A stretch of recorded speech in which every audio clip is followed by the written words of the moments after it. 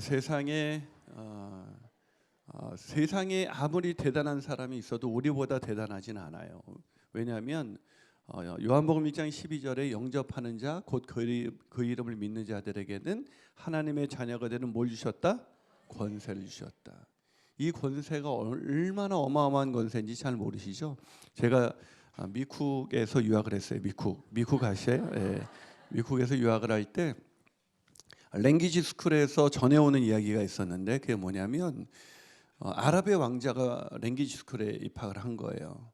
근데 이제 신상명세서처럼 쓰는 뭐가 있었는데 거기 아버지 직업란에 직업을 쓰게 돼 있었는데 이 아랍의 왕자가 아버지 직업을 뭐라고 썼겠어요? 예, 킹이라고 썼겠죠. 뭐 왕이라고는 안 썼죠. 영어니까. 예, 킹이라고 썼어요. 그러니까 옆에 있는 다른 유학생이 그걸 보고 깜짝 놀랐어요. 얘가 미쳤나? 왜 자기 아버지가 왕일 리가 없잖아요. 혹시 이 중에서 우리 아버지 직업이 왕이다 그런 분 계세요? 없잖아요. 그래서 야 니네 아버지 직업을 써. 그러니까 my father is the king 그러는 거예요. 그러니까 니네 아버지 직업을 쓰라니까. 그러니까 얘가 자꾸 자기 아버지는 왕이니까 그래서 왕이라고 썼어요. 그러니까 옆에 있는 애가 얘가 맛이 간 애가 왔구나. 그래가지고 다른 애들한테 막 얘기했어요. 지금 아랍에서 이상한 애가 하나 왔다. 이 타국에 와서 얘가 잘 있다 고국으로 돌아가야지 안 되겠다. 그래서 그 랭귀지 스쿨의 다른 동료들이 굉장히 이 아랍 왕자에게 잘해준 거예요. 아랍 왕자가 너무 그게 고마웠어요. 그래서 수료식이 가까이 오는데 너무 고마워서 이 친구들에게 뭘 좀 해주고 싶은 거야. 그래서 아버지한테 전화를 걸어서 아버지 이 친구들이 나한테 1년간 이렇게 잘해줬는데 선물을 주고 싶다고. 그랬더니 아버지가 뭘 주고 싶냐고. 그랬더니 이 아들이 이 아랍의 왕자가 그냥 벤치 한 대씩 그냥 주면 좋겠다고. 이랬더니까 벤치 한 대씩 다 돌렸다는 거 아니에요.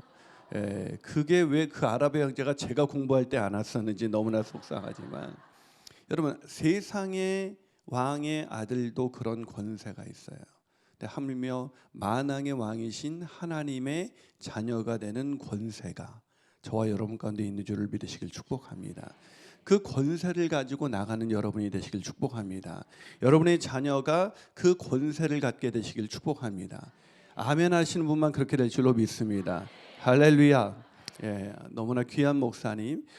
정삼진 목사님도 정말 우리 초교파적으로 너무나 교계에 알려진 위대한 리더였는데 또 더 정말 모세가 가고 여호수아가 와서 더 하나님이 이스라엘 백성을 이끌으셨던 것처럼 우리 안 목사님 오셔서 이 청주에 있는 상당교회가 정말 한국 교회에 얼마나 아름다운 영향력을 끼치고 있는지 몰라요. 우리 안 목사님 섬기시는 이 상당교회에 와서 어머니 기도회를 인도하게 된 것을 저희 경주김씨 가문의 영광으로 알겠습니다. 저희 경주김씨 중에서 좀 목회 잘하시는 분이 김장한 목사님. 김장한 목사님 같은 종씨예요. 김장환, 김인환 비슷하죠. 예. 그래서 한번 제가 그 원천교회라고 아드님이 김요셉 목사님이라고 있는데 거기 가서 이렇게 설교를 부흥회를 해달라서 갔더니 전 목사님 어디 김씨세요? 이 김요셉 목사님 좀 외국인처럼 생겼거든요. 어디 김씨세요? 이렇게 물어보는 거예요. 되게 황당하잖아요.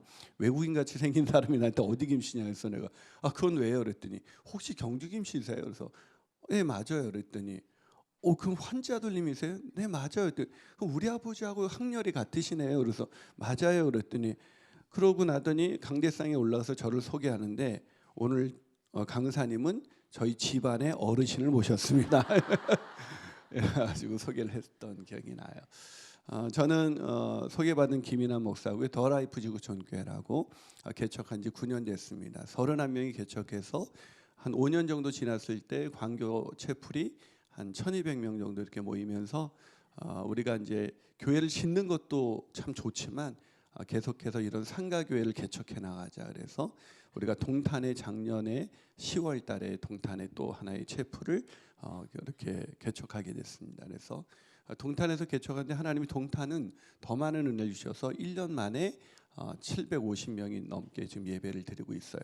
우리 교회는 이렇게 제가 어르신들 보고 저보다 연배가 있는 여전히 젊으시지만 이렇게 연배가 있는 분들 보면 되게 마음이 따뜻해져요. 우리 교회는 이 작년에 주 연령대가 30대예요. 애들밖에 없어요. 애들밖에. 그래서 우리 교회는 이렇게 장례식 이런 것도 별로 없고요. 주로 출산 신방 많이 다니고 이렇게 합니다. 그런데 이렇게 따뜻하게 이렇게 교회를 위해서 헌신하셨던 우리 권사님들, 또 이렇게 함께 젊은 세대와 또 기성 세대가 함께 어울려져 있는 교회를 보면 우리 교회도 이렇게 되는 날이 오겠지, 이렇게 더 건강하고 꼭 마치 모교에 와가지고 설교하는 것 같이 느껴집니다. 오늘 귀한 교회 와서 약 1시간 조금 넘게 이 소원을 이루는 부모의 믿음이라는 제목으로 설교를 하겠지만, 그것을 통해서 여러분의 자녀가 하나님 앞에 쓰임 받는 그런 위대한 자녀를 향한 소원이 이루어지게 되시기를 주님의 이름으로 축복합니다. 근데 이제 저를 처음 만나는 분들은 당황하는 두 가지 사실이 있어요. 첫 번째 사실은 보다시피 제가 굉장히 어려 보인다는 거죠. 별로 동의를 안 하시네요.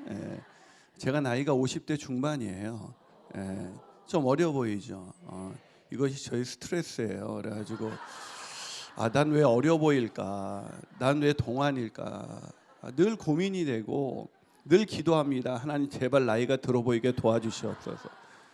그래서 올해부터 흰머리가 나기 시작했어요. 그래서 얼마나 감사한지 우리 와이프가 이 흰머리를 빼려고 그러고, 이걸 왜 빼려고 그러냐면 내 기도응답인데. 그래서 내 피부가 왜 이렇게 내가 이렇게 어려 보일까 했더니 제 피부가 우유빛 같대요. 그래서 어떤 우유냐 그랬더니 초코우유 같다 그래가지고 아주 지금 돌을 던질 뻔했어요.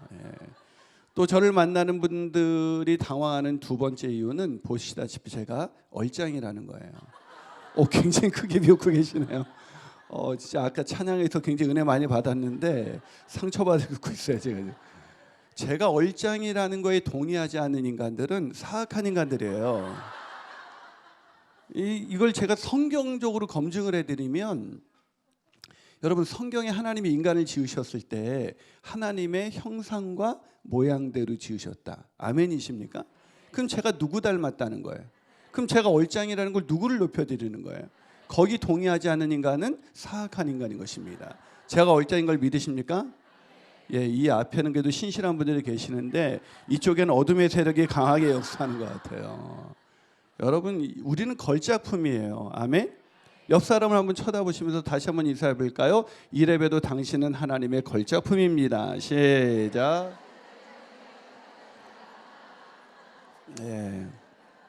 아멘이십니까?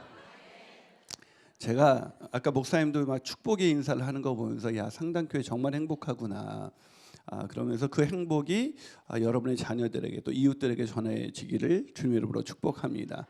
자, 한 번 더 인사해 볼까요? 자, 제가 특별한 보너스 인사법을 가르쳐 주는데, 자, 옆 사람 얼굴 쳐다보세요. 물론 그런 얼굴 쳐다본다는 게 쉬운 일은 아니에요. 자, 얼굴 쳐다보세요. 힘들어도, 자, 오늘 힘들어도 얼굴 쳐다보고, 자, 옆 사람 얼굴 쳐다보고 제가 말한 대로 인사합니다. 어떻게 인사냐면, 아름다움이 죄라면 당신은 사형감입니다. 시작.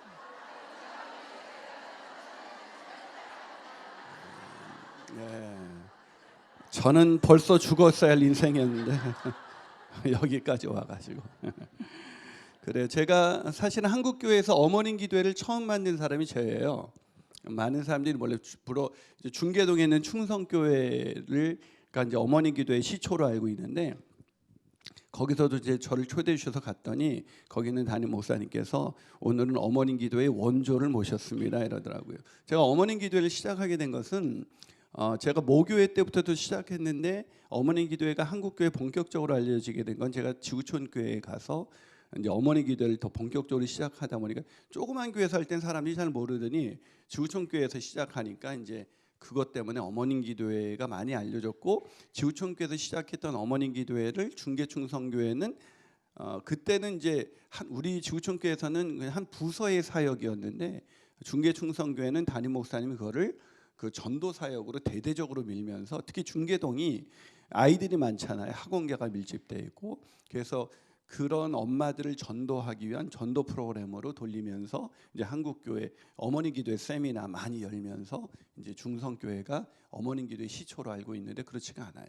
항상 제가 어디 이렇게, 우리나라는 꼭 어디 가면 원조 뭐 이렇게 써 있잖아요. 근데 그 옆에 진짜 원조 뭐 이렇게 써 있는데 제가 진짜 원조고요. 그래서 어머니 기도회 시작한 것은 지구촌교회, 이제 이쪽에서 시작하다 지구촌교회 알려지게 된 것은, 지구촌교회 갔더니 진짜 그 지구촌 교회가 어디 있어요? 분당에 있거든요. 주로 분당. 분당 아시죠? 예, 천당 밑에 분당. 예, 거기 그 분당에서 애들이 너무 행복할 줄 알았는데 애들이 너무 힘들어하는 거예요. 막 학교 안 나가는 아이들, 우울증에 걸린 아이들, 막 진짜 이런 아이들이 너무 많고 엄마들이 너무 힘들어하고 또 이 엄마들이 이 그 시험 때만 되면 애들이 막 반이 빠지는 거예요.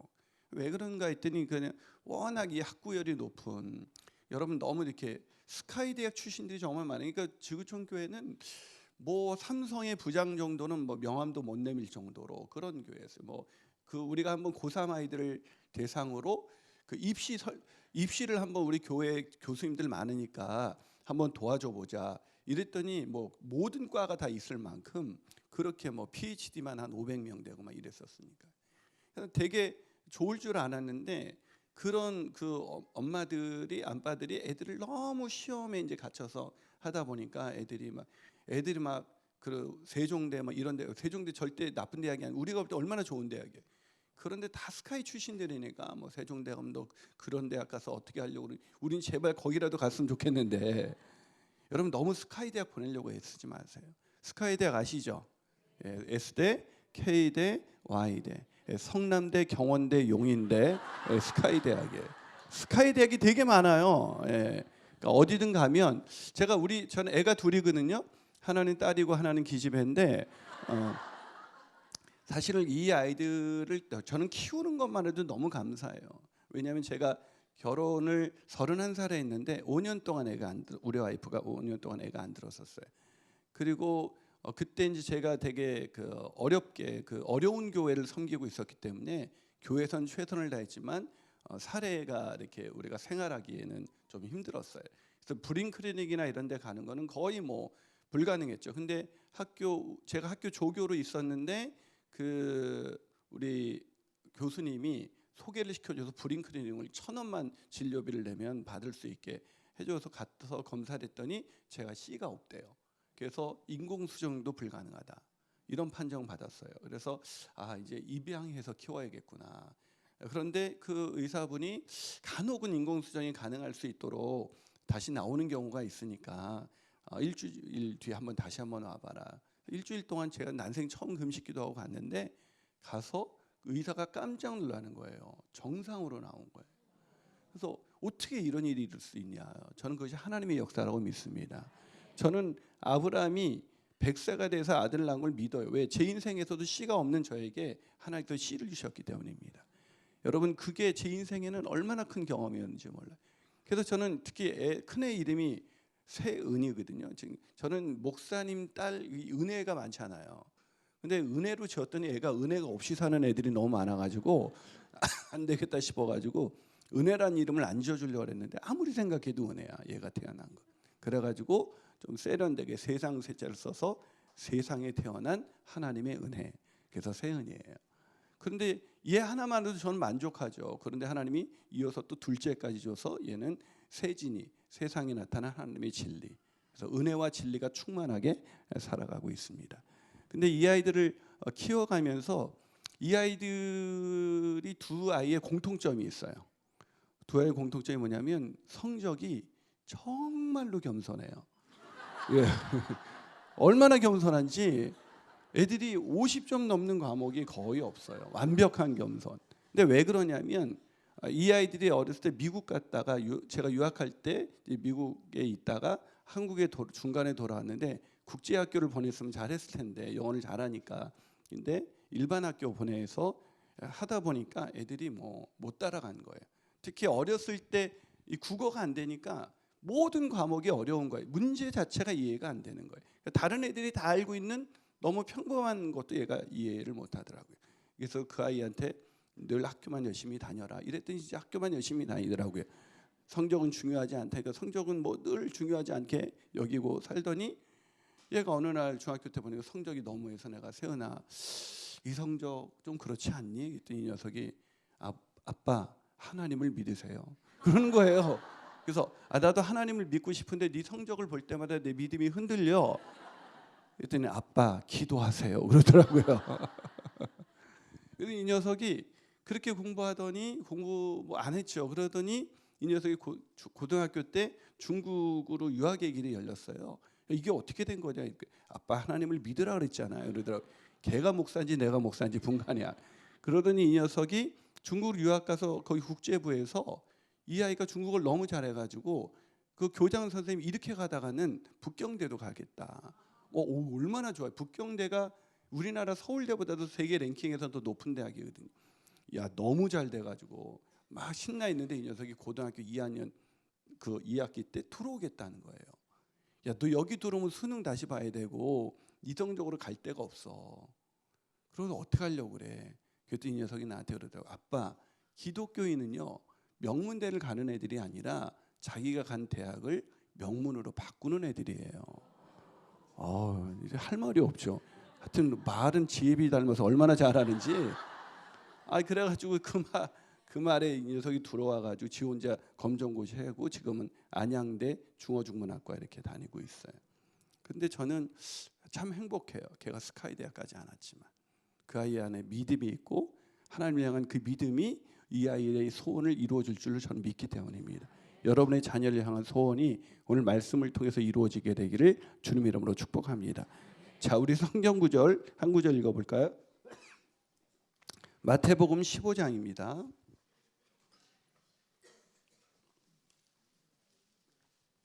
마태복음 15장 21절부터 28절입니다. 마태복음 15장 21절에서 28절. 혹시 마태복음을 구약에서 찾는 분은 없죠? 자, 마태복음 15장 21절에서 28절. 자, 같이 21절부터 28절까지 같이 읽겠습니다. 찾으셨으면 시작. 예수께서 거기서 나가사 도로와 시돈 지방으로 들어가시니 가난 여자 하나가 그 지경에서 나와서 소리질러 이르되 주 다윗의 자손이여 나를 불쌍히 여기소서 내 딸이 흉악하게 귀신 들렸나이다 하되 예수는 한 말씀도 대답하지 아니하시니 제자들이 와서 청하여 말하되 그 여자가 우리 뒤에서 소리를 지르오니 그를 보내소서.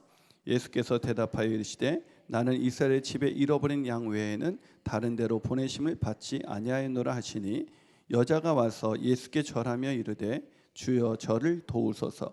대답하여 이르시되 자녀의 떡을 취하여 개들에게 던짐이 마땅하지 아니하니라. 여자가 이르되 주여 올소이다마는 개들도 제 주인의 상에서 떨어지는 부스러기를 먹나이다 하니 이에 예수께서 대답하여 이르시되 여자여 내 믿음이 크도다 내 소원대로 되리라 하시니 그때로부터 그의 딸이 나으니라. 아멘. 이것을 가지고 소원을 이루는 부모의 믿음이라는 제목을 하는 말씀 나누겠습니다. 최근 그 서점가에서 몇 년간 계속 베스트셀러로 오른 책 중에 하나가 어떻게 원하는 것을 얻는가라는 책입니다. 어떻게 원하는 것을 얻는가. 이게 그 와튼 스쿨에서 가장 비싼 강의로 알려져 있어요. 그러니까 많은 사람들이 소원을 이루고 싶어하는 거죠. 자녀를 향한 소원. 그 소원이 소원 중에 많은 소원이 있지만 자녀를 향한 부모의 소원보다 더 간절하고 더 큰 소원은 없을 거예요. 그 소원이 이루어지지 않을 때 많은 사람들이 힘들어하죠. 그래서 막 부모님들은 어려서부터 아이들 향한 소원을 갖고 애가 이제 좋은 대학 갔으면 좋겠다. 늘 우리의 소원은 뭐예요? 스카이. 평생의 소원도 스카이. 이제 이러지 않습니까? 믿지 않는 사람들이. 그래서 어렸을 때부터 태어나자마자 아이들을 그냥 우유는 먹이지 않아요.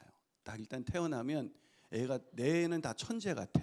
그래서 우유를 어떤 우유만 먹여요? 아인슈타인. 먹이셨군요.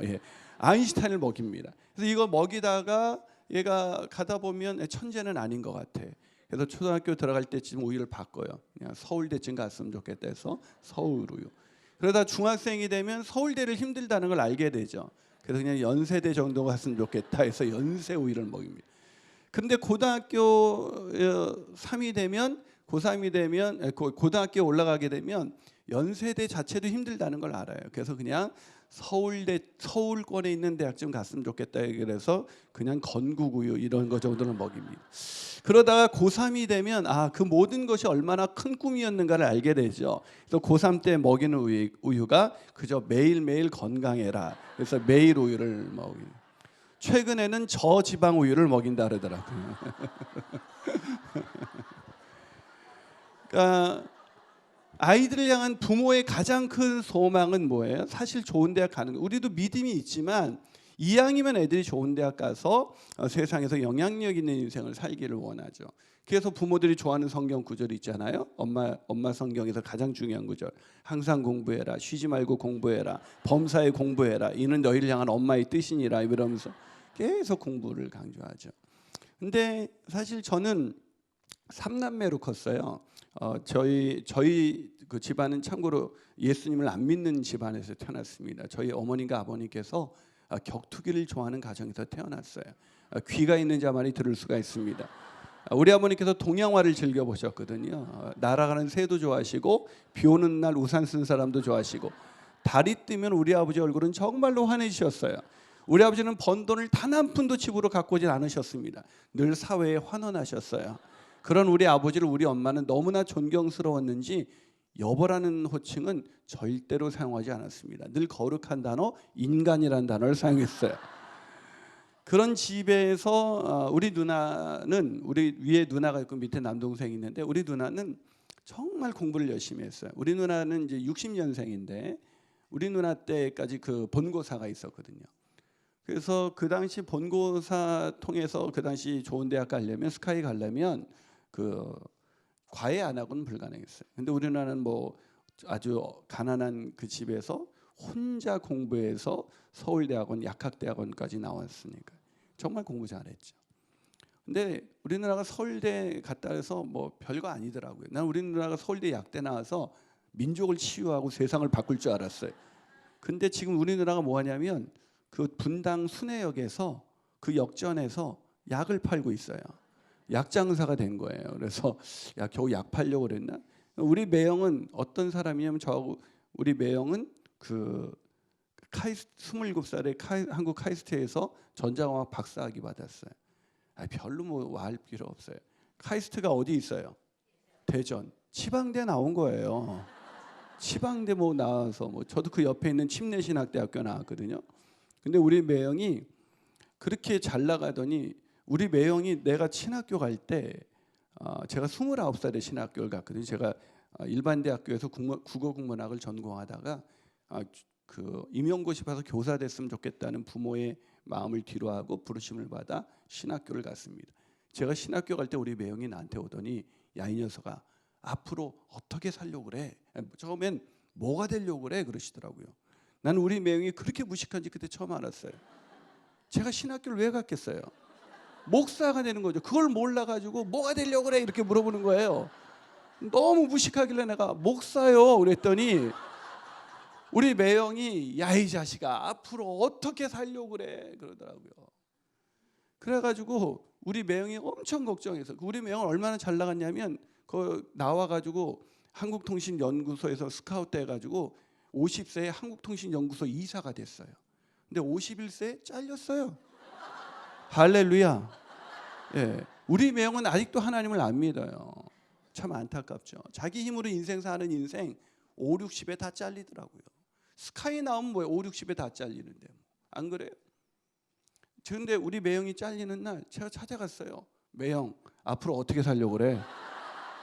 복수를 했죠 제가. 저는 지금 50대 우리 매형은 50대 초반에 잘렸지만 저는 50대 중반에 가고 있지만 제 인생이 지금껏 살아온 인생보다 앞으로 살아갈 인생이 더 기대가 돼요. 그것은 내가 능력이 있어서가 아니라 내 안에 주님께서 계시기 때문입니다. 여러분 아이들 안에 주님이 계시다면 지금 어떤 인생을 살아가든 하나님이 그 아이들을 존귀케 하시고 하나님의 나라를 위해서 아름다운 리더로 사용하실 줄로 믿습니다. 그렇기 때문에 중요한 것은 이 아이가 지금 어떤 성적을 갖고 있느냐, 어떤 대학 갔냐, 어떤 직장 다니고 있냐, 이게 중요한 게 아니에요. 중요한 것은 자녀를 향한 부모의 믿음이 중요한 거예요. 그래서 저희는 진짜 우리 아이들하고 자라면서 제가 특히 이제 애들 사역을 많이 했기 때문에 뭐 청소년 사역을 많이 했고 그래서 뭐 교사들이 절대로 가지지 마라 이런 책이 제가 어떤 생각에 우리 매형은 우리 누나는 결국 서울대학원 석사로 끝났어요. 근데 저는 늘 우리 엄마가 저를 보면 이게 우리 집을 보면 딸과 아들이 바뀌었으면 얼마나 좋았을까 막 맨날 그랬어요. 그런데 저는 하나님의 은혜로 교회에서 유학을 보내줘가지고 제 돈 하나도 안 들고 교회 가서 그 유학을 가서 미국에서 제가 박사학위까지 받았잖아요.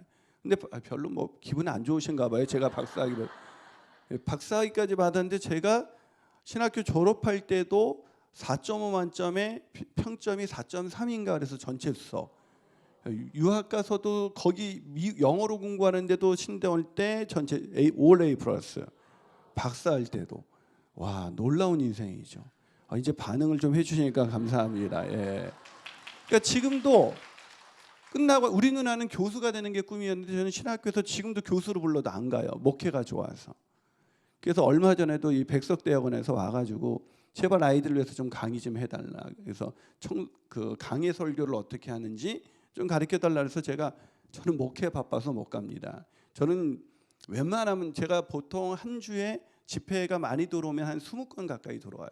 그러면 거의 안 가요. 저는 이제 교회에 집중해야 되기 때문에 안 가는데 다 거절하니까 그냥 일주일에 한 군데만 제일 먼저 들어오는데 한 군데만 딱 정해서 가는데 하도 안 가니까 김인환 목사가 개척하더니 교만해졌다. 이건 사실이 아니에요. 제가 개척하고 나서 교만해진 게 아니라 개척하기 전부터 교만했어요. 근데 사람들이 이걸 잘 모르더라고요. 이 교만한 인생을 하나님께서 불쌍히 여기셔서 참 귀하게 쓰시는 거예요. 그래서 거기서도 강의하러 오라길래 저는 못 갑니다 했더니 제 은사들이 막 전화를 하는 거예요. 얘기 들어보면 거기서 강의해달라는데 제가 못합니다. 그래서 하도 연락이 오길래 제가 그냥 정기적인 강의는 못하고 그냥 한 학기 이렇게 특강 한 번 정도는 할 수 있습니다. 그랬더니 금방 연락 와서 그럼 아이들 그 신대원 부흥회 때 개강 수련회 때 와서 해달라는 거예요. 이틀 동안. 뭐 이틀이니까 알았다고 해서 갔더니 이틀 동안 6번 설교시켰어요. 6번이 신대원생들 900명 앞에서 6번 설교했더니 왔더니 여름에 또 와달래요. 그래서 이번 여름에 여기 천안에서 또 설교했어요. 그랬더니 내년 2월달 또 와달래요. 그러니까 보통 그런 신학교에서 계속 강사를 바꾸지 3연소 부흥회에 온 사람 제가 그 신학교 역사상 처음이래요. 예, 감사합니다. 이렇게 알아주셔서 예. 네, 제가 그 아이들을 위한 저는 책도 쓸 줄 몰랐는데 제가 쓴 책이 아이들을 위한 청소년 교재가 한 100만 권 정도 팔렸어요.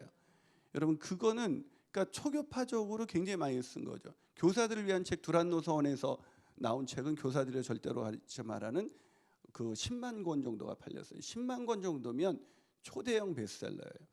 제가 무슨 얘기를 하냐면 제 자랑을 하는 것이 아니라 제 안에서 하나님이 그동안 이 쓸모없는 부모도 걱정하던 그 아이가 어떻게 이렇게 쓰임받을 수 있는 인생이 되냐. 그건 나중에 우리 어머니 아버님이 믿음을 갖게 되셨고 그 믿음 안에서 우리 어머님이 지금도 하시는 게 있어요. 늘 자식을 향한 기도. 그 기도는 끊이지 않습니다.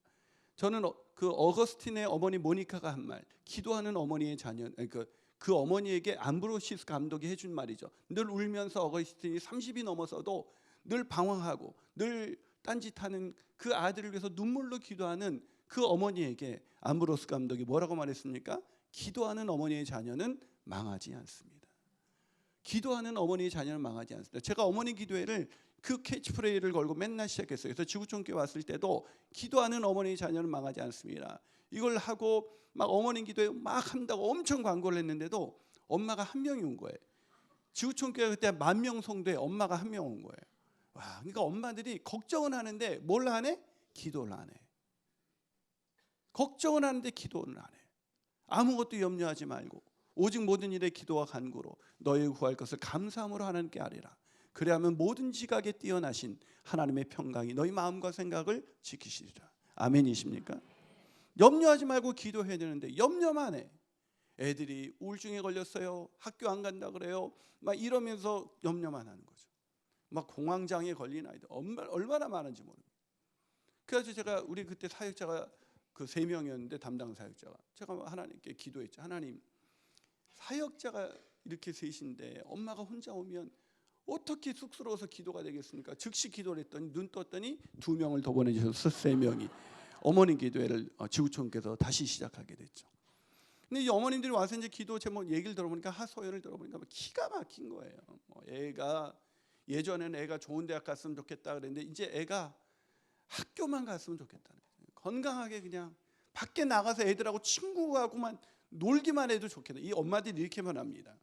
인생이요, 잘 나갈 때는 엉뚱한 거 위해서 기도하지만 어려워질수록 본질을 위해서 기도해요.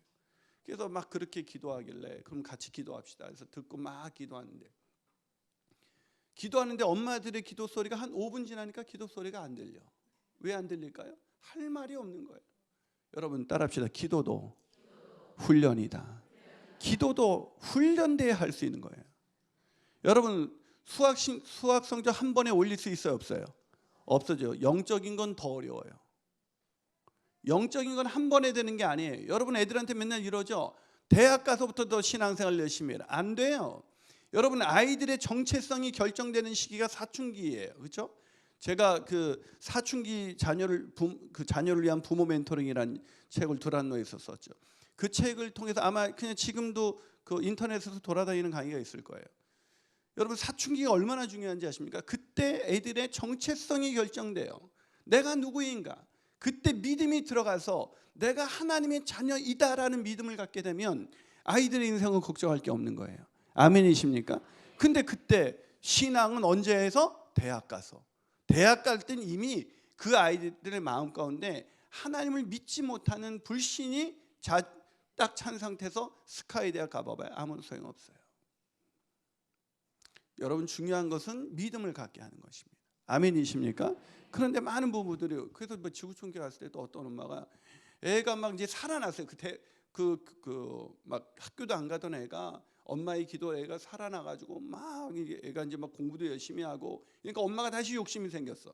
이 아이가 고3이 되니까 저한테 와서 목사님 우리 애 이렇게 잘 됐잖아요. 그렇죠 엄마의 기도 때문에. 그런데 이제 고3이잖아요. 예, 그런데요. 그래서 이제는 저희가 한 거리가 한 30분 좀 넘게 걸려요. 그래서 그냥 고3이라 가까운 교회에 나가기로 했어요. 애는 그러더라고요. 그래서 내가 그럼 어머니 너무 걱정하지 마세요. 왜 했더니 그냥 학교를 뭘 멀리 서울대까지 보내려고 그러세요. 그냥 가까운 성남대 보내세요 라고 얘기했죠. 여러분 일생을 좌우하는 것은 좋은 어떤 일생의 직업을 좌우하는 것을 위해서 좋은 교회 결정하면서 좋은 학교를 결정하면서 영혼을 결정하는 거에 대해서는 너무 무지한 거예요. 여러분 제가 언제 시간이 있으면 룻기 가지고 할 수 있지만 오늘 마태복음 룻기가 핵심이 뭐예요? 룻과 오르바가 있었잖아요. 시어머니의 모정으로 너희 갈 길을 돌아가라. 엄마로선 대단한 모정이죠. 그 당시 늙은 과부가 젊은 과부 없이 살 수 없어요. 왜? 과부들은 생계 수단이 없었으니까 젊은 과부들은 며느리들이 나가서 이삭이라도 주워 와야 먹고 살 수 있는데 그걸 포기한 거예요. 엄마는 그럴 수 있어요. 그게 엄마예요. 그렇게 헌신한 거예요. 난 됐어. 난 죽어도 좋으니까 너희들 살 길을 찾아. 그렇게 기회를 줬을 때 오르바는 다시 모압 백성으로 돌아갔고 룻은 어머니가 가시는 곳에 나도 가고 어머님이 죽으시는 곳에 나도 죽으니까 나로 떠나지 가라고 하지 말아달라고. 어머님의 백성이 나의 백성이 되고 어머님의 하나님이 나의 하나님이 됩니다. 그리고 따라왔잖아요. 그리고 룻이 어떻게 됐습니까? 결국 다윗의 조상이 되어버렸고 예수 그리스도의 조상이 되어버렸잖아요. 그때 오르바를 떠나보내지 않았더라면 엄마의 인간적인 모정 때문에 신앙의 눈으로 판단을 해. 너 힘들어도 내 하나님을 믿어야 돼. 이렇게 살아야 되는데 너 힘드니까 네 살 길 찾아가. 그래서 살 길은 찾았겠죠. 오르바는 모압 백성 중에서 한 사람 만나서 재혼해서 잘 살았겠죠. 하지만 하나님의 백성으로는 살 기회를 영원히 잃어버린 거예요. 여러분 어머님 기도에 나와서 뭘 기도해야 되냐면 하나님 아버지 제가 믿음을 올바로 먼저 갖게 하여 주옵소서. 어머님 기도회가 처음엔 자식 때문에 울다가요. 우리가 어머님 기도회 시작하다 보면 자식 때문에 울다가 누구 때문에 우냐? 자기 자신 때문에 울어요. 어머니 기도회가 깊어지면 그렇습니다. 처음에는 막 자식 잘 되라고 막 기도하다가 내가 믿음이 없었구나. 내가 믿음이 없어서 내 자식도 믿음이 없었구나. 이 생각하고 회개하고 우는 사람이 얼마나 많은지. 그때 어머님이 막 기도하다 5분 동안 기도 소리가 안 들려. 그런데 그 어머님들이 깜짝 놀란 거예요. 이 젊은 그때만 해도 제가 30대 초반이었으니까 막 애들을 위해서 막 2시간 동안 막 기도하니까 이 엄마들이 눈 뜨고 깜짝 놀란 거예요. 이분들은 나는 내 자식을 위해서 5분을 기도를 못 하는데 이 젊은 사역자들이 이 아이들을 위해서 내 아이를 위해서 어떻게 이렇게 기도할 수 있는가? 이분들이 감동을 먹어가지고 그 다음 어머니 기도에 12명이 왔어요. 4배가 막. 근데 다 비슷한 사람, 당신 자식을 위해서, 내 자식을 위해서 이렇게 기도해 주더라. 순식간에 100명이 되고요. 그래서 나중에 지구촌교에서 제가 어머니 기도할 때 1000명씩 모였습니다. 그러니까 엄마가 달라지니까 애들이 달라져요. 그래가지고 지구촌교회가 그때 제가 중고등부 처음에 150명이었다가 5년 만에 1700명이 되고, 그렇게 애들이 막 늘어나고, 애들이 막 고3인데도요 막 예배 빠지는 애가 없어졌어요. 처음에 제가 왔을 때는 애들이 예배를 얼마나 많이 빠지는지. 엄마가 달라지니까 애들도 신앙 안에 서게 되고, 신앙 안에 서게 되니까 하나님이 그 아이들을 사용하시더라고요. 오늘 그 믿음을 갖게 되기를 주님의 이름으로 축복합니다. 오늘 본문은 자녀의 소원을 이룬 한 부모의 이야기예요. 이 엄마는 어떤 여자예요? 가나안 여인이라고 성경에 기록되어 있습니다. 이름이 기록되지 않은 것은, 여자로 태어났다는 것은 그 당시 여자는 사람이 아니었어요. 오병이어의 기적을 행하고도 남자 장정만 셌죠. 여자는 사람 취급받지 못했던 시대였습니다. 여러분 지금도 그 시대로 돌아가면, 예수님 당시로 돌아가면 여기 사람 몇 없어요. 예, 그런 시대예요. 게다가 가나안 여인이었다. 가나안이 이방인 여인이다. 유대인들에게 이방인은 개 취급받는 여인이었습니다. 즉 개 취급받는 여자 중에서도 가장 천한 사람이 바로 가나안 여자예요. 그런데 그 가나안 여자 중에 더 천한 취급을 받고 소망이 끊어진 사람이 누구냐? 바로 자기의 자녀가 귀신 들렸다. 이거는 하나님의 저주로 생각하던 시대. 지금은 그런 사람들이 많이 없어졌지만, 옛날에 우리 어렸을 때 장애를 가진 사람들을 마치 하나님께 저주받은 사람처럼, 그렇게 말도 안 되게 어처구니없이 그렇게 생각하는 사람들이 얼마나 많았습니까? 그런데 이때도 마치 그런 장애를 입거나 귀신을 들리거나 그러면 하나님께서 저주. 여러분 그 실로하면서 눈을 뜨게 하면서 하나님 무슨 얘기했습니까? 하나님의 영광을 위해서 네가 이렇게 태어났다고 말하잖아요. 부모의 죄입니까? 자식의 죄입니까? 라고 물었을 때 예수님이 부모의 죄도 아니고 자녀의 죄도 아니고 하나님의 영광을 위한 것이다. 사랑하는 여러분, 우리 인생에 어려움이 올 때 그것이 하나님께 저주받은 것이 아니라 하나님의 영광이 될 줄로 믿습니다. 여러분의 자녀가 지금 고난의 시간을 겪고 있다면 하나님의 영광으로 바뀌게 되는 날이 오게 될 줄로 믿습니다. 그렇게 어처구니없게도 그 당시에는 그렇게 자신의 딸이 귀신 들린 게 엄마한테는 얼마나 슬픈 이야기겠어요. 그런데 이 주변에서는 아주 저주받은 인생으로 완전히 가난한 여인 중에서 가장 소망이 끊어진 사람, 그 사람이 오늘 본문의 주인공이에요. 그런데 오늘 이 본문의 주인공에게 예수님이 오늘 뭐라고 대답합니까? 28절에 보니까 이에 예수께서 대답하여 이르시되 여자여 네 믿음이 크도다, 내 소원대로 되리라. 오늘 이 말씀이 저와 여러분의 인생 가운데, 자녀들 가운데 그대로 이루어지기를 주님의 이름으로 축복합니다. 그렇다면 왜 소원이 이루어졌어요? 네 믿음이 크도다. 그 믿음 때문에 그 소원이 이루어지는 인생이 되는 것입니다. 서울대 가야 소원이 이루어지는 것이 아니라 믿음의 부모가 될 때 자녀의 소원이 이루어지는 것입니다. 아멘이십니까? 그럼 어떤 믿음인가? 3가지가 필요합니다. 첫째, 예수를 그리스도로 믿는 믿음입니다. 예수님을 그리스도로 믿는 믿음. 이렇게 얘기하면 목사님 난 또 뭐라고요? 예수를 그리스도로 믿지 않는 사람이 어디 있을까요? 아니요. 그냥 입술로 고백하고 있냐를 말하는 게 아니에요. 여러분 예수를 그리스도라고 믿으십니까? 정말로 믿으십니까? 예수님이 구원자인 걸 믿으십니까? 그런데 왜 염려하십니까? 왜 걱정하십니까? 무엇을 두려워하십니까? 왜 낙심하십니까? 그분이 구원자이시라면, 나를 구원하시고 내 자녀를 구원하실 분이라면 우리가 무엇 때문에 염려합니까? 염려한다는 건 여러분 두려움은 믿음이 아니에요. 두려움의 반대는 불신이 아니라 그러니까 믿음의 반대는 불신이 아니라 믿음의 반대는 두려움입니다. 믿음의 반대는 염려입니다. 믿음의 반대는 걱정입니다. 저는요 우리 애들 아까 말했잖아요. 성적 그렇게 겸손하게 가도 한 번도 걱정한 적이 없어요. 그러니까 우리 애들하고, 여러분 우리 애들이 사춘기 보낼 때, 제가 옛날에 사춘기 특강 한참 할 때 이 젊었을 때부터 사춘기 특강을 하니까 기가 막히죠. 사람들이 애 키러 봤어요? 사춘기 경험해 봤어요? 막 이랬어요. 어떤 한 아이가 사춘기를 한참 겪고 있는 아이가 엄마 따라서 제 강의를 들어왔다가 질문을 던졌어요. 목사님은 사춘기 자녀 태어나면 잘 가르칠 자신이 있습니까? 그러길래 널 보니까 나 자신이 없어진다 그랬어요. 하지만 제가 이제 아이들의 사춘기 지나가면서 이제 큰애가, 제가 애가 늦어져서 이제 큰애가 대학교 1학년 됐고 이제 2학년 되죠. 그리고 둘째가 이제 고2에서 고3 돼요. 얘네들이 지금도 집에 가면 아빠 알러뷰 하고 사랑합니다로 큰딸 대학 간 딸이 어저께도 제 볼에 뽀뽀를 해줬어요. 여러분 이게 아무것도 아닌 것 같지만 이게 행복한 가정 아닐까요? 우리 애들은요 한 번도 저하고 부딪힌 적이 없어요. 왜냐하면 이 애들하고 사춘기 애들하고 잘 지내는 팁을 알려드릴게요. 첫째, 외모를 포기하세요. 뭘 하든지 놔두세요. 화장을 하든지 바르든지 말든지 놔두세요.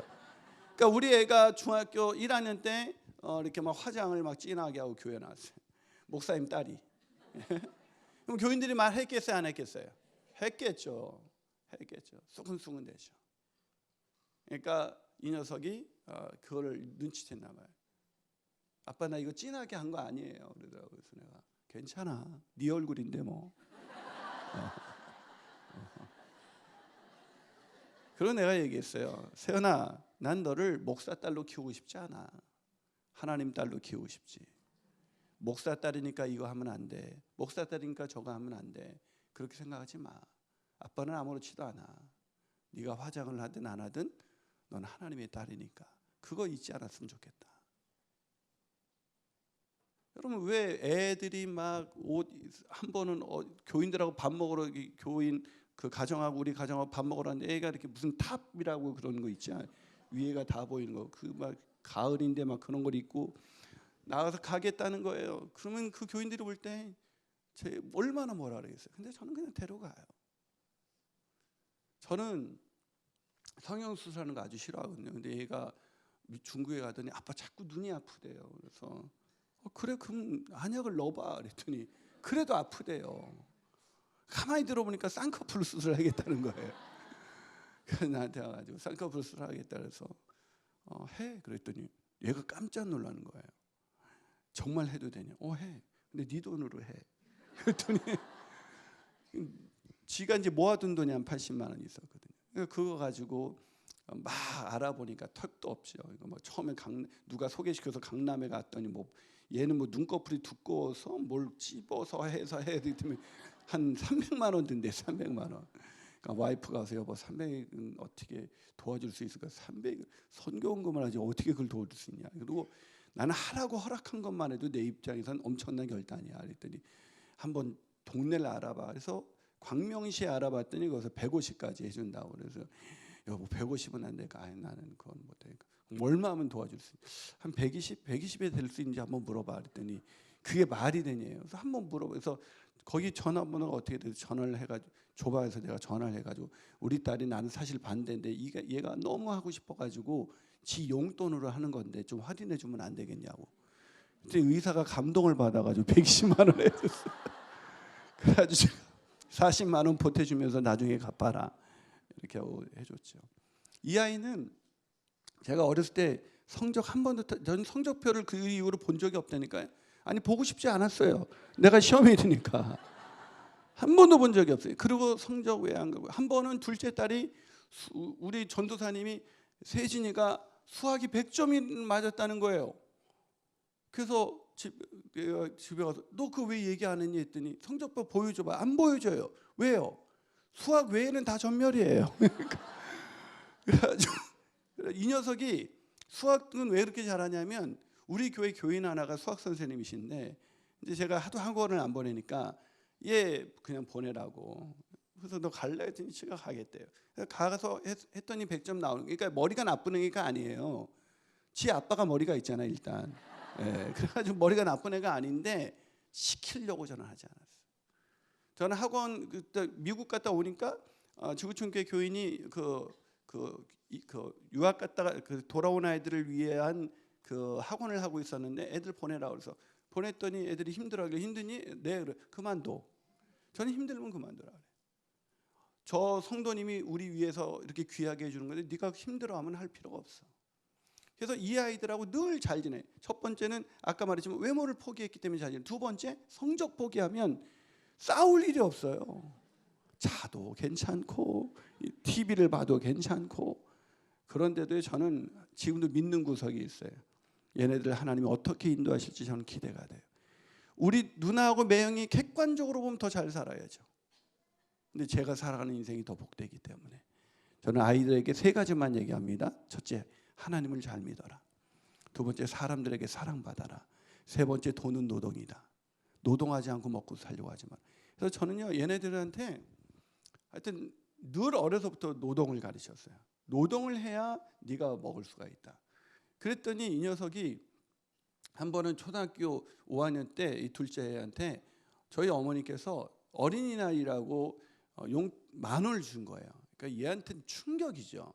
10,000원짜리를 저한테 그렇게 거저 받아본 적이.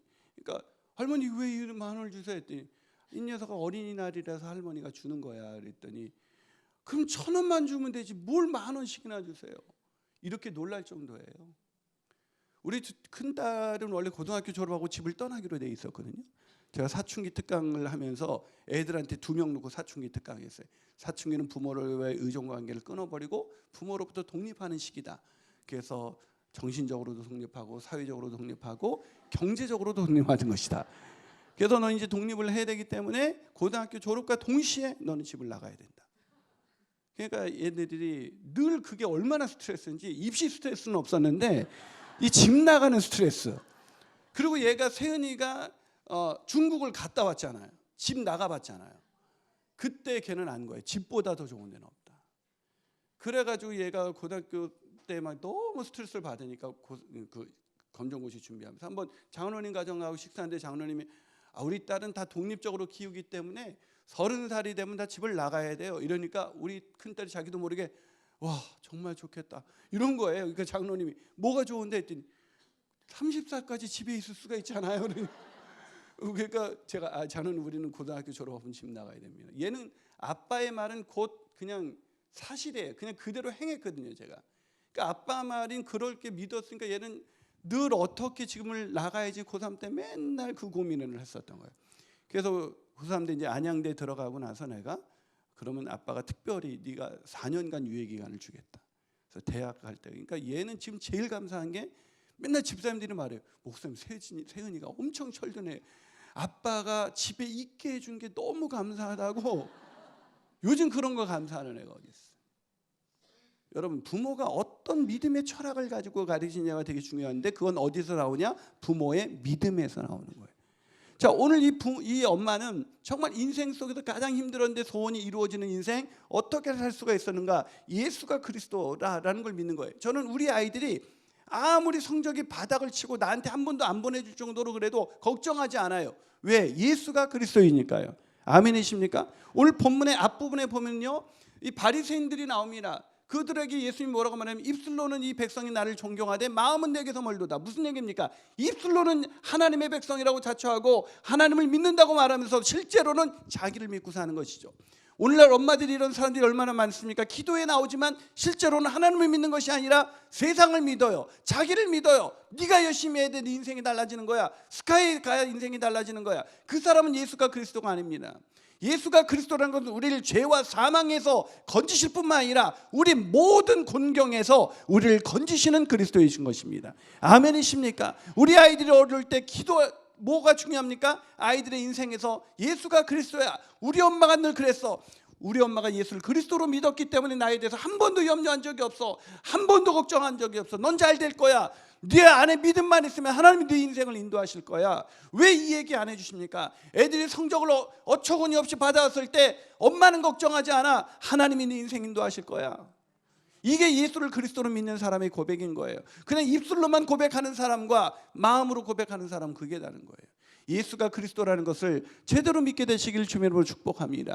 그런데 놀랍게도 제자들도 아직까지도 깨닫지 못하느냐.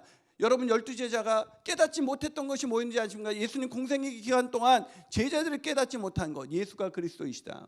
이걸 못 깨닫는 것입니다. 여러분 예수가 그리스도라는 것이 쉽게 깨닫는 것 같죠? 아니요. 예수를 그리스도라고 시인하고 주라고 시인하는 것은 하나님의 역사인 것입니다. 성령의 역사인 것입니다. 우리 큰딸이 초등학교 6학년 때 아빠 나 하나님이 안 믿어져요 이러더라고요. 제가 뭐라 그랬겠어요? 야 목사 딸이 하나님이 안 믿어지면 어떻게? 내가 이렇게 얘기했을까요? 아니요.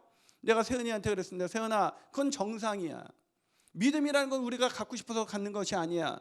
믿음은 마인드 컨트롤이 아닙니다. 내가 발휘하는 어떤 그런 확신이 아닙니다. 믿어야지 이런다고 믿는 게 아니에요.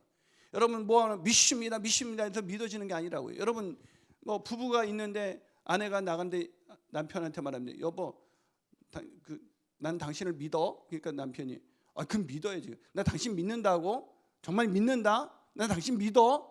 남자애가 이 아내가 나를 믿는다고 생각할까요? 안 믿는다고 생각할까요? 안 믿죠. 안 믿는 사람이 자꾸 믿습니다 하는 거예요. 여러분, 남편이 말합니다. 아내가 남편을 완전히 믿어요. 남편이 말합니다. 여보, 나 오늘 늦게 들어올까? 왜? 그랬더니 나 누구하고 데이트해. 그래서 여자가 말합니다. 데이트 실컷 하고 와. 왜? 남편을 믿으니까 그런 여유가 생기는 거예요.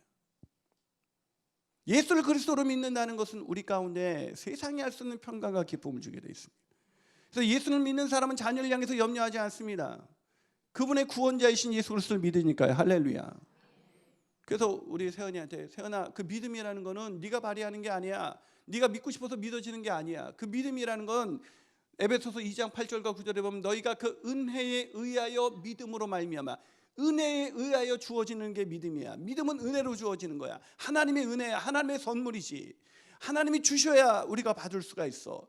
그래야 믿음을 가질 수 있어. 네가 아무리 목사딸이라도 하나님께서 주시는 거지, 목사딸이라서 저절로 믿음이 생기는 게 아니야. 하나님이 주셔야 되는데 하나님은 그래도 자비로우셔서 우리가 구하면 주신대, 구하고 찾고 두드리면 주신대. 그러니까 네가 구해야 돼. 목사딸이라고 그냥 저절로 믿어지는 게 아니야. 네가 세상에서 다른 막 그런 교육을 받고 이러다 보면 네 마음건데 하나님이 아니라 다른 것이 자리할 수 있어. 근데 엄마 아빠를 봐. 아빠가, 제가 오늘 바빠서 얘기는 안 했지만 저는 중학교 때 자살을 3번이나 시도했던 사람이에요. 예수님 만나고 제 인생이 달라졌습니다. 그 얘기를 애들한테 늘 해줬거든요. 아빠가 예수 안 믿었으면 이제 이 세상 사람 아니었겠지. 너희들은 존재하지도 않았을 거야. 우리 이런 행복한 가정은 있지도 않았겠지. 믿음이 없으면 인생은 끝나는 거야. 그런데 세연아, 그 믿음은 우리가 스스로 가질 수 없는 하나님의 은혜니까 너 늘 기도해야 돼. 하나님, 나에게도 믿음을 주시옵소서. 예수님이 그리스도인 것을 깨닫게 해주십시오. 그랬더니 이 녀석이 중학교 때 예수님 만났어요. 저는 그날이 제일 행복했어요. 어제도 우리가 지난 토요일 날에도 우리는 침례식, 여긴 세례식이면 우리 침례식 받았어요. 침례식 하는데 둘째가 침례 받는지도 몰랐어요. 주보 보고 알았어요. 애들이 말을 안 해요. 그러고 나서 우리 청소년 전도사님께서, 목사님, 세진이가 오늘 간증합니다. 침례 받는 애들이 그렇게 말해, 걔가 간증해? 그랬더니 아니, 목사딸이라서 괜히 그런 거 아니야? 그랬더니 아니요, 간증이 너무 좋아요. 저는 그날이 이미 끝났습니다. 저희 교육은. 여러분, 부모가 자녀에게 믿음을 물려준다는 게 얼마나 어려운 일인지 아세요? 한국교회가 존경하는 오카노 목사님 자녀들 다 예수 믿는 것 같아요?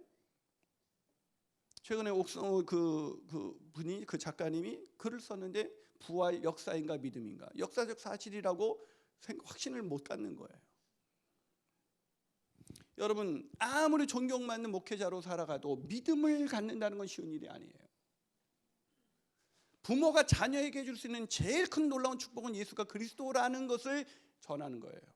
그걸 안 전하시면 꼭 인생이 순서대로 가는 것은 아니지만 우리가 먼저 천국 가 있는데 애들이 예수 안 믿어서 천국에 들어오지 않는다. 거기가 천국일 수 있을까? 애들이 서울대는 갔는데 천국에 들어오지 않는다. 오늘날 한국교회가 아무리 인구가 줄어도 부모가 자녀에게 믿음의 유산을 물려주는데 실패하고 있어요. 막 와가지고 막 애들 막 출세한 것 막 자랑합니다, 권사님들이.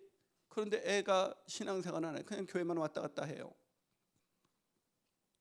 애들 잘 키우는 것은 예수가 그리스도라는 걸 부모가 먼저 믿어야 합니다. 그럴 때 하나님께서 그 자녀의 소원을 이루어 주시는 것입니다. 아멘이십니까? 시간이 없으니까 한 가지 더. 두 번째, 소원을 이루는 믿음. 첫 번째 믿음은 예수가 그리스도라는 걸 믿는 믿음이고, 두 번째 믿음은 어떤 믿음이냐? 그것은 기도응답이 없어도 실망하지 않는 믿음이에요. 기도응답이 없어도 실망하지 않는 믿음. 여러분, 하나님께 기도하다 보면 반드시 경험하는 게 있어요. 그게 뭘까요? 실망입니다. 실망. 하나님이 우리 기도 들어주지 않아요. 하나님께서 내가 원하는 시간에 내가 원하는 방법대로 기도응답을 하지 않을 때가 많아요, 적어요? 많아요. 그러니까 기도하다가 지치죠. 기도하다가 기도하면 뭐해? 애가 저렇게 속상이는데. 그래가지고 막 제가 어머니 기도할 때, 여러분, 하나님께서 여러분의 자녀를 인도하실 것을 믿습니까? 막 아멘 소리가 얼마나 막 큰지. 근데 끝나고 가는데 우연히 어떤 두 분이 얘기하는 거를 뒤에서 듣고 있는데 제가 있는지 모르고 두 분이만 얘기하면서 자기 자식은 요즘 성적은 어때? 뭐 개판이지 뭐라든가. 아이 그래. 그럼 기도하면 뭐해? 애가 공부를 해야 말이지. 그게 무슨 기도예요? 기도는 믿음으로 하는 기도는 뭐예요? 믿음은 바라는 것의 실상이요 보이지 않는 것의 증거입니다. 바라는 대로 될 줄로 믿습니다. 보이지 않지만 증거를 갖게 되시기를 주님으로 축복합니다. 자꾸 눈앞의 현실을 보지 마세요. 그 아이를 향한 하나님을 바라보세요. 그럼 기도라는 것은 내가 원하는 시간에 내가 원하는 타임으로 그거를 얻어내기 위한 게 기도가 아니에요. 기도는 우리 자녀들 인생 가운데 하나님의 뜻이 이루어지도록 내가 그 뜻을 볼 수 있도록 기도하는 겁니다. 그래서 오늘 본문에 있는 이 구절을 딱 보면 이 여자는 정말 심각한 상태예요. 자 보세요. 자, 이 여자가 예수님이 22절 보세요. 가난한 여자 하나가 그 지경에서 나와서 소리질러 이르되 뭐라고 불렀어요? 주 다윗의 자손이요. 이게 무슨 얘기냐? 주 다윗의 자손이라는 것은 당신은 그리스도이십니다라는 뜻입니다. 여러분 바리새인들도 성경을 그렇게 꿰고 있는 바리새인들도 예수님을 쫓아다녔던 제자들도 예수가 그리스도라는 걸 제대로 깨닫지 못했는데 가나안 여자 이스라엘 총회에 들지도 못했던 사람들 그런 족속 하나님으로부터 버림받았던 족속 그 족속 중에 여자 그 여자 중에서도 자녀가 귀신 들린 여자 그런 보잘것없는 여자가 어디서 성경을 제대로 듣지도 못하고 제대로 공부도 못했을 텐데 예수가 그리스도라는 이 사실을 알고 그분께 달려나와 소리를 지르고 있습니다. 그랬으면 예수님이 어떻게 해야 됩니까? 이렇게 귀한 여자가 어디 있냐? 이 제자들도 내가 그리스도라는 걸 제대로 모르는데 어떻게 그런 믿음을 가졌느냐 하고 주님이 대답했을 것 같은데 이렇게 소리 질렀을 때 23절 보세요. 예수는 한 말씀도 대답하지 않았다. 예수님이 침묵하신 거죠. 필립이 안시가 왜 우리가 하나님께 실망할 수밖에 없냐? 세 가지 이유를 말합니다. 첫째, 하나님은 공평하신가? 예수 믿는 내 자식보다 예수 안 믿는 다른 자식이 더 잘 될 때 내가 도대체 와서 어머님 기도에 와서 그렇게 기도한 게 도대체 무슨 소용이 있는가? 하나님 정말 공평하신가? 두 번째, 실망하는 이유, 하나님 왜 침묵하시는가? 공평하지 않아도 좋아요. 그럼 왜 이런 일을 행했는지 하나님이 좀 말씀을 해주셔야 될 거 아닙니까? 근데 말씀을 안 해주세요. 세 번째, 하나님은 왜 숨어 계시는가? 아니 침묵하는 것도 좋아요. 안 보여요. 느낌이 안 와요. 존재하는지조차도 느낄 수가 없어요. 그래서 실망했습니다. 하나님. 그리고 기도의 자리를 떠나는 것이죠. 제가 CBS에서 성서학당도 좀 인도하고 그래서 지금 CBS에서 김인환 목사를 치면 그 사도행전 강의를 한 80강 정도 했습니다만 제가 이렇게 방송국에서 저를 찾아왔어요. MC를 봐달래요. 저 방송 잘 모릅니다. 왜 이렇게 제 얼굴이 방송용 얼굴이라는 거예요.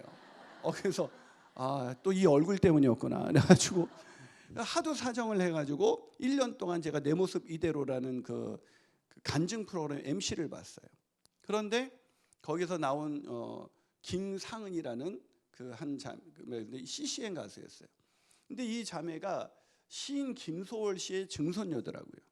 근데 이 분이 나와서 간증하는데 위로라는 앨범을 냈는데 이 위로라는 앨범을 왜 내게 됐는지 그 스토리를 얘기해 주는데 이 자매가 늦둥이를 갖게 된 거예요.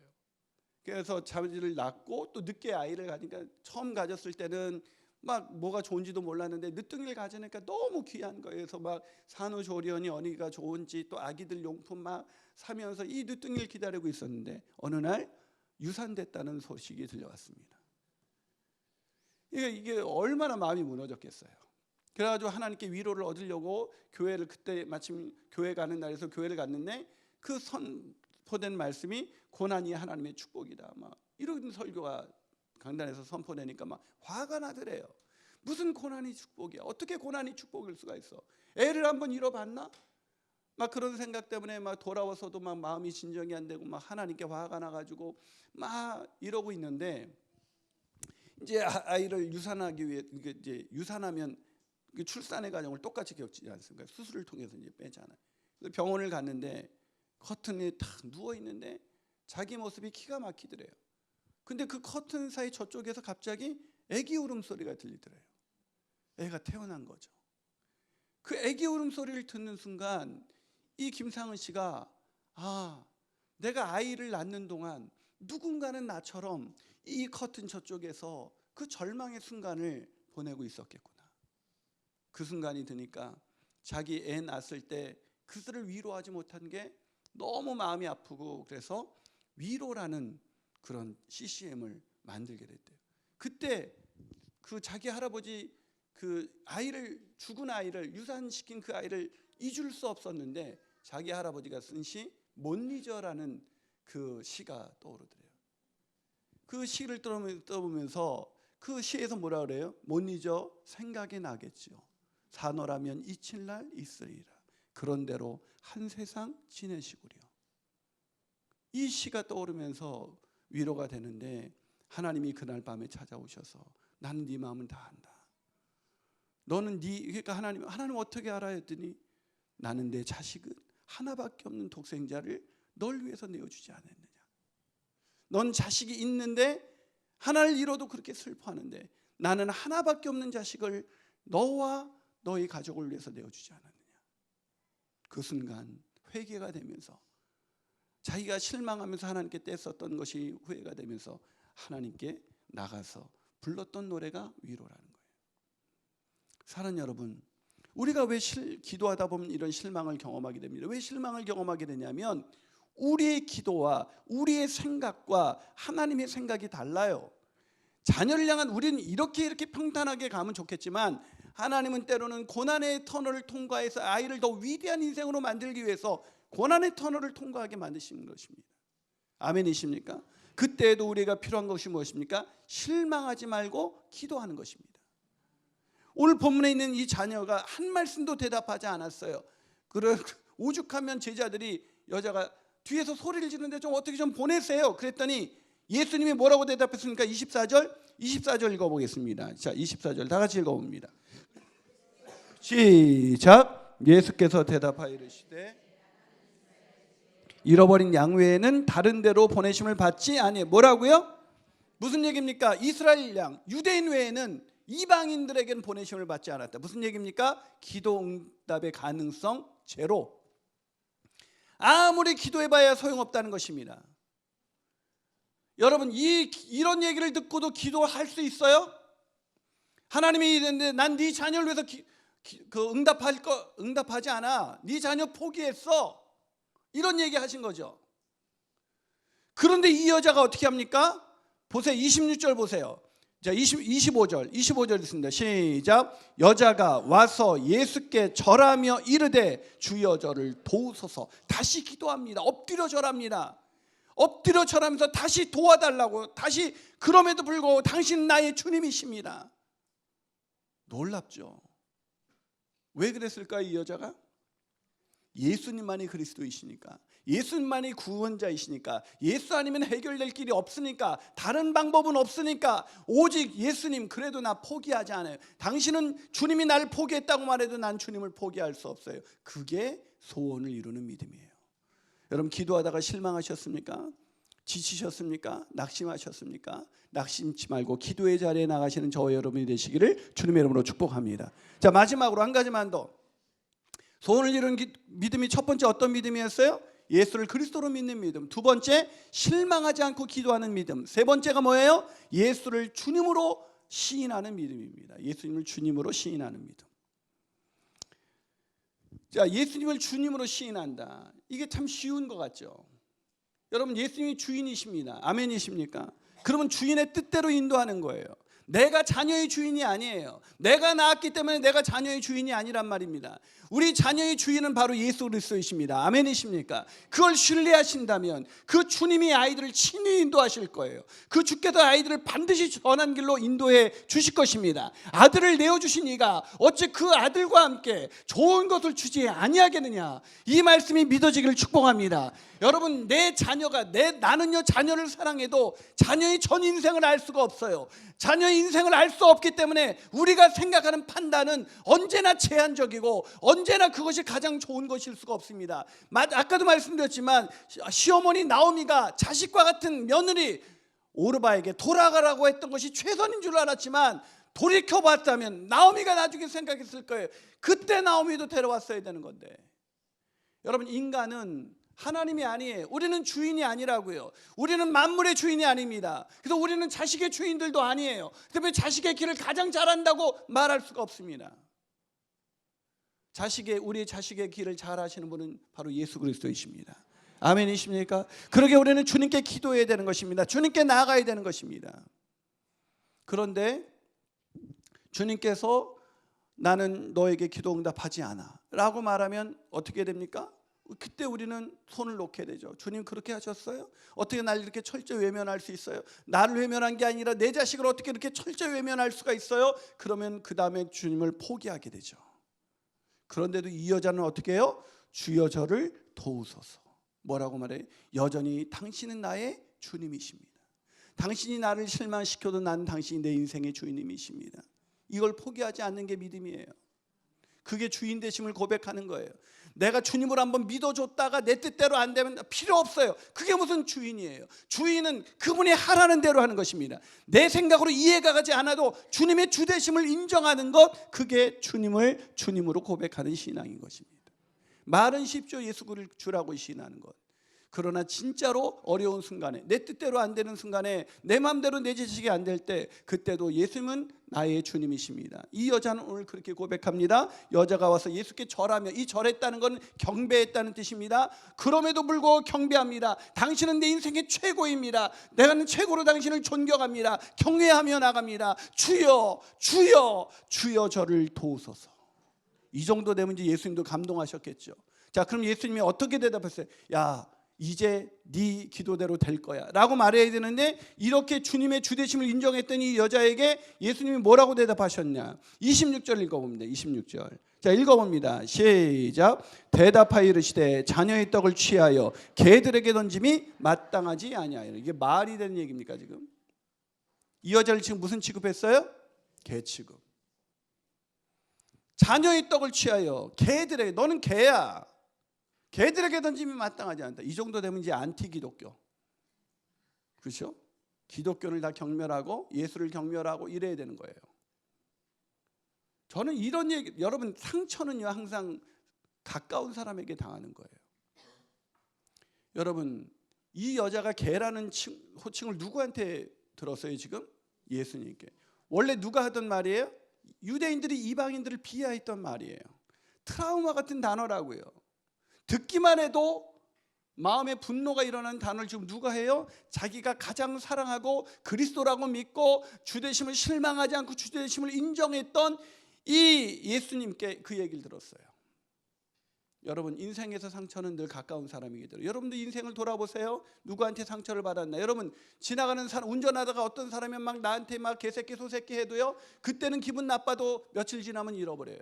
그런데 남편이 당신 나한테 해준 게 뭐가 있어? 이 한마디 하면 그 말이 상처가 되는 거예요.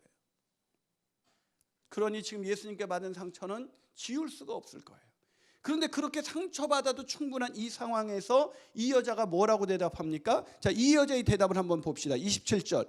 자, 있습니다. 시작. 여자가 이르되 주여 올소이다마는 개들도 제 주인의 상에서 떨어지는 부스러기를 먹나이다. 뭐라고요? 주여 옳습니다. 나는 개 같은 인생을 살아왔습니다. 개만도 못한 비천한 인생이었습니다. 나는 죄인 중에 죄인입니다. 주님 맞아요. 저는 개만도 못한 인생이에요. 그러나 개들도 제 주인의 상에서 떨어지는 부스러기를 먹지 않습니다. 무슨 얘기입니까? 부스러기 은혜라도 좋습니다. 저는 자녀의 특권은 바라지도 않아요. 저는 개만도 못한 그런 인생입니다. 그러나 개들도, 저는 개 같은 인생을 살아왔지만 저의 주인은 그럼에도 불구하고 예수 그리스도 당신입니다. 그러니 개들도 주인의 상에서 떨어지는 그 부스러기 은혜를 먹지 않습니까? 그 부스러기 은혜라도 좋카오니 그 부스러기 은혜라도 주십시오. 누가 놀랐을까요? 예수님이 아니에요. 착각하셨어요. 예수님 처음부터 알고 계셨어요. 처음부터 이 여인이 그 시도와 두론 지방 지경에서 나와서 주 다윗의 자손이여라고 부를 때 이 여인의 믿음이 얼마나 큰지 예수님이 이미 아셨습니다. 이 여인이 그 고백을 듣는 순간 이 예수님의 마음 가운데 이 여인의 큰 믿음이 보였어요. 이 여인은 대단한 믿음을 가진 여인이구나. 이 여인의 믿음을 자랑하고 싶었어요. 그래서 일부러 침묵하신 거예요. 일부러 외면하신 거예요. 일부러 침묵하고 외면할수록 더 빛나게 되는 이 여인의 믿음을 그 당시 모여 서 있는 바리새인들과 제자들과 수많은 사람들에게 자랑하고 싶었던 거야. 봤지? 이게 바로 믿음이야. 너희들은 나를 따라오고 성경을 읽으면서도 하나님의 백성이라고 자처하면서도 이런 믿음 없지? 이 가나안 여인, 보잘것없는 여인이 나를 향해서 흔들리지 않는 이 믿음을 가지고 나를 향해서 주님이라고 고백하는 이 여인의 믿음을 봐. 예수님이 자랑하고 싶었던 거예요. 여러분, 기도했는데 안 된 적이 있습니까? 난 왜 기도했는데 이렇게 지질이 일이 안 될까? 난 왜 기도해도 내 자녀를 향한 소망이 다 끊어지게 되는 걸까? 그렇게 생각한 적이 있습니까? 그건 하나님이 여러분의 믿음이 얼마나 큰지를 알고 계셨기 때문이에요. 여러분, 세상에서 자기의 뜻대로 형통하는 사람이 믿음이 큰 사람이 아니라 오히려 형통치 않은데도 불구하고 고난에도 불구하고 예수님의 주되심을 인정하며 그 믿음의 자리를 지키고 기도의 자리에 나와서 기도하는 그 믿음, 그 믿음이야말로 소원을 이루는 믿음, 큰 믿음이 되는 것입니다. 그 얘기를 듣고 예수님이 뭐라고 말했습니까? 네 믿음이 크도다. 네 소원대로 될지어다. 혹시 건반을 조용히 천천히 좀 눌러주시겠어요? 제가 예화 하나 드리고 이제 설교를 마치려고 그래요. 저희 교회가 개척한 지 9년 됐다고 들었습니다. 말씀드렸죠. 근데 그 중에서 제가 잊을 수 없는 한 자매가 있어요. 잊을 수 없는 자매가 있습니다. 이 자매가 우리 교회 처음 등록했을 때 우리 교회가 그 당시 흥덕지구, 영통 옆에 흥덕지구에 있는데 화성저 끄트머리에서 버스 2번 타고 거의 2시간 걸려서 우리 교회를 왔어요. 등록을 했는데 이제 첫 돌이 지난 아이 하나 데리고 우리 교회 왔어요. 그래서 그때 저는 이제 새신자가 등록하면 기도 제목을 받고 제가 우리 성도들 위해서 기도를 하는데 기도 제목에 그 A4 용지 한 페이지에 되는 그 기도 제목에 딱 한 가지 기도 제목을 썼습니다. 내 남편 김땡땡 구원받기를 원합니다. 그래서 열심히 기도했습니다. 아빠가 믿지 않는구나. 그래서 열심히 기도했는데 한 몇 개월이 지났을 때 그 남편이 우리가 상가교회이기 때문에 우리가 한 사이즈가 요거 정도 될까요? 요거보다 조금 작을까요? 그런데 저 뒤에 보이는 거예요. 그 형제가 자매 옆에 낯선 남자가 있는데 그 옆에 아이가 앉아 있고 아빠구나. 그래서 설교를 하는 순간 막 가슴이 뛰었습니다. 그래서 끝나자마자 나가서 반갑습니다. 드디어 오셨네요. 이렇게 했더니 이 사람이 화를 내면서 내 손을 팍 뿌리치면서 화를 내는 거예요. 그래서 이 자매가 여보 내가 말씀드릴게. 그러더니 목사님 우리 남편 예수 믿어 나온 거 아니고 제가 폐암 말기래요. 그래서 네가 믿는 하나님이 살아계시면 어떻게 네가 폐암 말기가 걸릴 수가 있냐고, 네 하나님이 고쳐주는지 안 고쳐주는지 내가 한번 나가봐야겠다고. 그래서 나온 겁니다. 가슴이 무너졌습니다. 아니 31살의 자매가 어떻게 폐암 말길 수가 있는가. 그래서 우리 중보기도팀하고 기도하면서 온 교회가 기도하기 시작했습니다. 하나님 자매를 아버지를 살려주시옵소서, 자매를 구원해 주시옵소서, 자매를 일으켜 주시옵소서. 계속해서 기도했어요. 계속해서 기도했는데 그 자매가 놀랍게도 어떤 일을 하냐면 매 주일날 그냥 자기 질병에 걸렸는데 전도를 하는 거예요. 자기 부산에 있는 이모한테 전화를 겁니다. 이모 네가 웬일이니? 이모 놀라지 마요. 나 폐암 말기래요. 이모가 아무 말 못합니다. 이모 걱정하지 마. 나 하나님이 고쳐주실 거예요. 근데 내가 폐암 말기에 걸려보니까 이모가 생각났어요. 이모는 아직 하나님 모르잖아. 나는 지금 죽어도 천국 갈 수 있는데 이모는 하나님 모르잖아. 그러면서 이모가 그 화성으로 옵니다. 그 이모에게 복음을 전합니다. 이모가 불교 대학에 다니는 이모가 염주를 빼놓고 예수를 믿고 염주를 띄고 자신이 집으로 돌아가서 그 조카를 위해서 기도하기 시작합니다. 서울에 있는 친구에게도 친구야 네가 웬일이 놀라지 마. 나 폐암 말기래. 나 만나러 와줄 수 있니? 친구가 옵니다. 그 친구에게 복음을 전합니다. 그렇게 복음을 전하면서 그 복음을 전하는 기쁨을 목장에 나와서 계속해서 간증하는 거예요. 그러니까 맨날 목장에 나와서 남편이 승진이 안 돼서 힘들다, 애 때문에 힘들다 막 이런 얘기를 했던 사람들의 기도 제목이 다 웃음 것이 되어버렸습니다.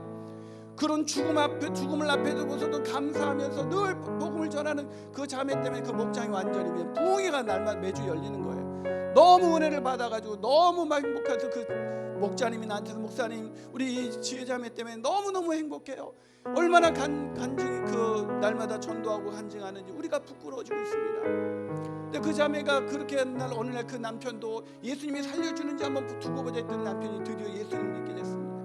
예수를 믿고 나서 그 자매가 얼마나 좋아하든지, 그리고 둘이 교회를 잘 다니는데 한 7개월쯤 됐을 때 그 자매가 저를 깔끔하게 차리고 와서 저한테 찾아왔어요. 무슨 일이야 했더니, 목사님 저 내일 교회 병원 가보려고요. 아니 병원은 왜? 병원에서 포기했거든요. 폐암 말기 환자는 포기해버립니다. 병원에는 왜 그랬더니, 아무래도 하나님이 저 고쳐주신 것 같아요. 아무리 6개월밖에 못 샀는데 저 7개월이 넘게 살고 있잖아요. 하나님이 고쳐주신 것 같아요. 그 의사분이 생각났어요. 그 의사분에게 가서 복음을 전해야겠어요. 가서 검사받고 완치 판정을 받고 저는 복음을 전할 거예요. 기도했습니다. 하나님, 이미 치유해 주신 줄로 믿습니다. 치유의 역사가 일어난 줄로 믿습니다. 내일 의사에게 가서 복음을 전할 때 놀라운 하나님의 역사가 일어나게 하여 주시옵소서. 그렇게 기도하고 보냈습니다. 근데 연락이 안 와요. 그 다음날 목자님한테 알아봤더니 더 악화됐대요. 이제 며칠 못 산답니다. 겉은 멀쩡한데 복음의 기쁨 때문에 자기가 더 아파지는지도 모르고 있었던 거예요. 결국 뇌까지 전이가 돼서 분당 서울대병원에 입원했습니다. 횡설수설 찾아갔더니 뇌까지 전이 돼가지고 횡설수설하면서, 저도 알아보지 못하면서 횡설수설하는 그 자매를 바라보면서 너무 기가 막혔어요. 하나님 바보 아니세요? 이 결정적인 순간에 이렇게 믿음으로 살아가는 이 자매를 살리지 못하고 도대체 누굴 살리려고 하나님 그렇게 전지전능하시다고 말하십니까? 그 순간에 그 자매를 살리시면 하나님께 얼마나 영광이 되겠어요. 하나님 바보 아닙니까? 원망이 되더라고요. 이 자매가 결국 샘물 호스피스라고 이 암 환자, 말기 환자가 마지막 가는 그 병원으로 갔습니다. 그 자매가 죽기 전에 한 번 더 봐야 될 것 같아서 다시 신방을 갔더니 그 자매가 그날은 멀쩡해 있는 거예요. 저를 알아보면서 환하게 웃고 있는 거예요. 이 따사로운 태양이 내리치는 그 햇빛을 맞으면서 환하게 웃고 있는, 이제 얼마 못 살, 그것도 이제 2돌도 안 되는 아이를 이제 놓고 가야 되는 그 자매, 그 미소를 보고 있자니 어처구니가 없었어요. 그래서 제가 자매한테, 하나님이 원망스럽지 않아? 왜 자매가 씩 웃으면서, 아니요, 하나님이 왜 원망스러워요? 하나님이 자매의 병도 못 고쳤잖아. 하나님이 뭐가 그렇게 좋은데? 그랬더니 하나님이 내 소원 들어주셨잖아요. 하나님이 무슨 소원을 들으셨어요? 자매의 병도 못 고치셨는데 하나님이 무슨 병을 고치셨냐고, 무슨 소원을 들으셨냐고. 그래서 자매가 씩 웃으면서 말했습니다. 하나님이 내 소원, 내 남편 구원해 주셨잖아요. 그러면 뭐해? 자매가 떠나가면 이 아이는 어쩌고, 2돌도 안 된 이 아이는 어쩌고. 그래서 그 자매가 말했습니다. 목사님 걱정하지 않아요. 이 아이의 주님이 예수님이시잖아요. 이 아이의 주인이 예수님이시잖아요. 그 고백 앞에서 예수님을 주로 믿는다는 것이 이런 것이구나. 모든 소망이 끊어지는 상황에서도 예수님이 주님이신 것을 알았던 그 자매에게는 세상이 알 수 없는 평강과 기쁨이 있었습니다. 사랑하는 여러분, 예수님을 주와 그리스도라고 고백하고 있습니까? 그저 입술의 고백으로만 끝나고 기도하면서도 내가 주인 되어서 내가 원하는 대로 내 뜻대로 자녀가 안 되면 실망하고 낙심하고 불평하고 원망하면서 왜 하나님 내가 원하는 거 안 해주냐고 그렇게 하면서 기도하고 있다면 저와 비슷한 수준의 믿음을 갖고 있는 거예요. 예수가 그리스도이시고 주님인 것을 고백하고 그렇게 믿는 사람은 어떤 상황에서도 흔들리지 않는 평강과 기쁨 속에 그 아이를 향한 하나님의 뜻을 이루어질 것을 믿기에 그렇게 믿음으로 나아갈 수가 있는 것입니다. 그렇게 믿음으로 살아가시는 저와 여러분이 되시기를 주님의 이름으로 축복합니다. 같이 기도하시겠습니다. 사랑이 많으신 아버지 하나님, 우리의 구원자여 주인 되신 예수 그리스도 앞에 이 시간 기도하며 나갑니다. 아버지 하나님, 우리가 믿음이 없었습니다. 우리가 믿음이 없어 아이들을 나무라고, 아이들을 정죄하고 비난하고 아이들에게 상처를 주었습니다. 아버지 하나님, 우리 아이의 주인이 내가 아니라 주님이신 것을 고백합니다. 예수 그리스도이신 것을 고백합니다. 그분께서 가장 좋은 길로 우리 아이들을 인도하실 줄로 믿습니다.